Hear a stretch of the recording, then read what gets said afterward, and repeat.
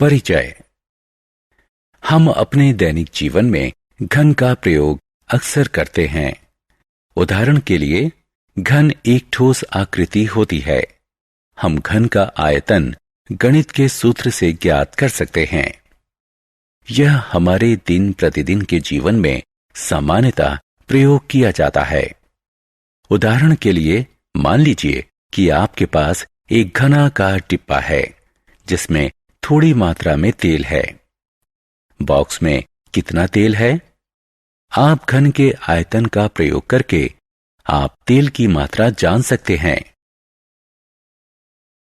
उद्देश्य। इस पाठ के अंत में आप निम्न करने में सक्षम हो जाएंगे: घन को पहचानना, अभाज्य गुणनखंड विधि के प्रयोग के लिए घन को पहचानना, घन की विशेषताएं बताना, घनमूल को पहचानना, घन और घनमूल के बीच विभेद करना, किसी पूर्ण घन का अभाज्य गुणनखंडन की सहायता के बिना घनमूल ज्ञात करना। पूर्ण घन। किसी संख्या का घन तब प्राप्त होता है जब उस संख्या की घात 3 कर दी जाती है। घन का आयतन बराबर है s घन के। जब किसी संख्या को उसी से 3 बार गुणा करते हैं तो हमें उस संख्या का घन प्राप्त होता है। 2 का घन बराबर है 8 के। 5 का घन बराबर है 125 के। 8 और 27 प्राकृतिक संख्याएं हैं जो क्रमशः प्राकृतिक संख्याओं 2 और 3 का घन है। ऐसी संख्याओं को घन संख्याएं कहते हैं। उदाहरण। पूर्ण घन बनाने के लिए 500 को किस सबसे छोटी संख्या से गुणा करना होगा? हल। हमने देखा है कि 500 बराबर है 2 घन गुणा 5 घन के। अतः गुणनखंडन को 3-3 के समूह में बनाने के लिए हमें 500 को 2 से गुणा करना चाहिए।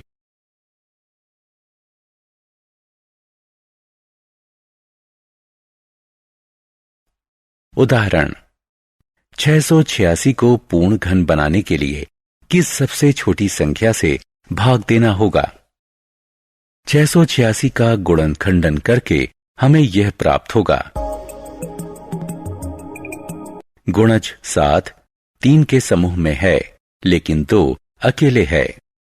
इसलिए यदि इसमें 2 से भाग दिया जाए तो संख्या पूर्ण घन बन जाएगी।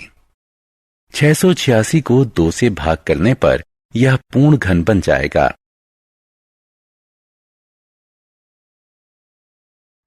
संख्याओं के घन की विशेषताएं। सम संख्या और विषम संख्या का घन। यदि किसी सम संख्या को स्वयं से 3 बार गुणा किया जाए तो परिणाम एक सम संख्या ही होगा। उदाहरण स्वरूप, यदि एक विषम संख्या को स्वयं से 3 बार गुणा किया जाए तो परिणाम एक विषम संख्या होगा। उदाहरण स्वरूप, किसी प्राकृतिक सम संख्या का घन एक सम संख्या होता है। किसी प्राकृतिक विषम संख्या का घन एक विषम संख्या होता है।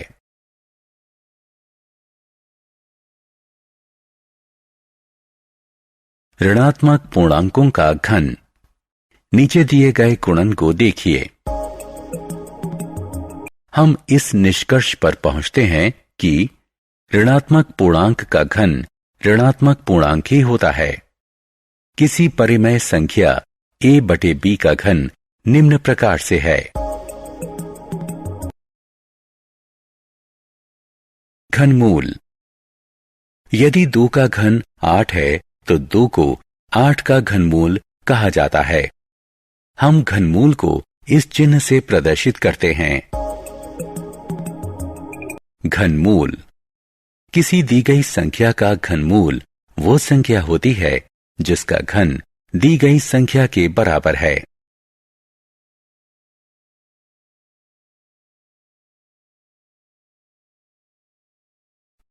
किसी पूर्ण घन का अभाज्य गुणनखंडन द्वारा घनमूल प्राप्त कीजिए।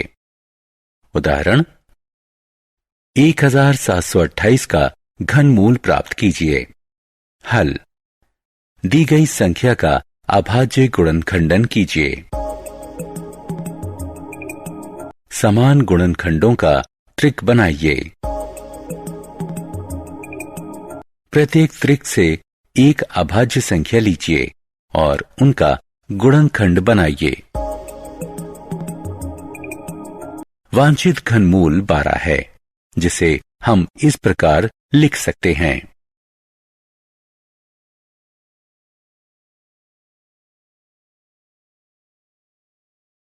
ऋणात्मक संख्या का घनमूल। हमने देखा है कि ऋणात्मक पूर्णांक का घन भी ऋणात्मक पूर्णांक ही होता है। उदाहरण स्वरूप सामान्यतः यदि एक धनात्मक पूर्णांक है, अतः एक ऋणात्मक पूर्णांक का घनमूल प्राप्त करने के लिए इसके पूर्णांक का घनमूल ज्ञात कीजिए और उसके पहले ऋण का चिन्ह लगा दीजिए। उदाहरण स्वरूप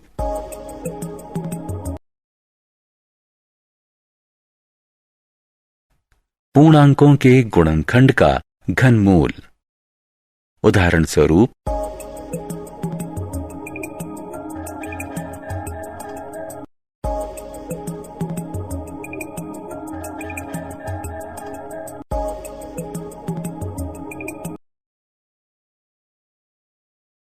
परिमेय संख्याओं का घनमूल हम पहले ही देख चुके हैं।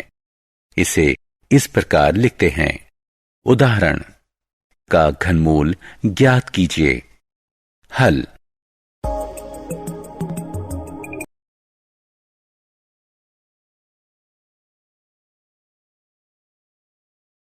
सारांश। आइए हमने जो कुछ सीखा है उसे संक्षेप में दोहराएं। किसी संख्या का घन उस संख्या की घात 3 होती है। घन संख्या या पूर्ण घन एक प्राकृतिक संख्या होती है जो किसी प्राकृतिक संख्या का घन होता है। एक पूर्ण घन समान गुणनखंडों के त्रिक के रूप में व्यक्त किया जा सकता है। सम प्राकृतिक संख्याओं का घन सम और विषम प्राकृतिक संख्याओं का घन विषम प्राकृतिक संख्या होता है। ऋणात्मक पूर्णांक का घन ऋणात्मक पूर्णांक होता है। किसी परिमेय संख्या का घन इस प्रकार होता है।